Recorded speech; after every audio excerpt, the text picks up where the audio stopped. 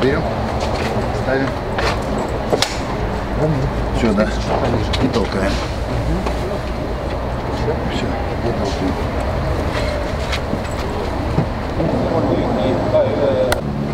Все, и толкаем.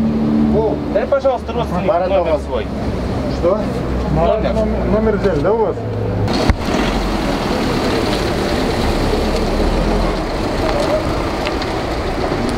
Ana seni iki Muhammed Şehit'te işler. Güleştik.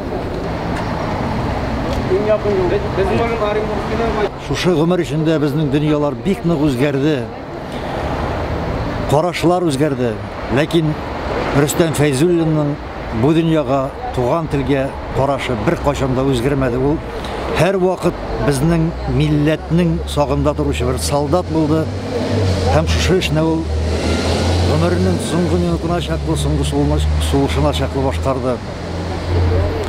Менә бүген көндә без Татарстан радиосында эшләп торучылар уйлыйбыз да аптырашка калабыз. Менә шушы җир планетасында, җир шарында Рөстәм Фәйзуллинны алыштыра торган кеше юк. Төрле башка бик күп хезмәтләрне башкаруда уникаль кешеләр бар, ләкин менә ул дөньяда, җир шарында, шушы планетада берәү генә булган икән.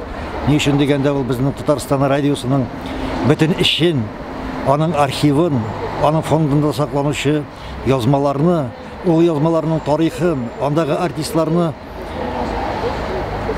белеп, аларның кайчан кирәк булачагын, нинди хезмәт башкарачагын тирәннән төшенеп эшли торган бер кеше булган. Бүген аны алыштыра торган кеше юк. Менә бу шулай ук безнең милләтебезнең бер фаҗигасы. Икенчедән, туган тел мәсьәләсенә килгән чагында Рөстәм Фәйзуллин бит инде ул 1975 елда аның инициативасы белән безнең радиода тел күрке сүз дигән тапшыру эшли башлый. Без инде менә 2015 елда аның 40 еллыгын билгеләп үттек әлеге программаның. Шушы гомер ичендә аның инде йөзләгән, меңләгән чыгарылышлары эфирда яңгыраган. Алар безнең фондта саклана. Булар инде туган телебезнең сафлыгын саклауга юнәлтелгән. Безнең инде руслаша башлаган балаларыбызны татар телендә сөйләшергә, өйрәтүгә юнәлтелгән тапшырулар. Менә ул хәзер бүген көндә безнең бер зур хәзинәбез.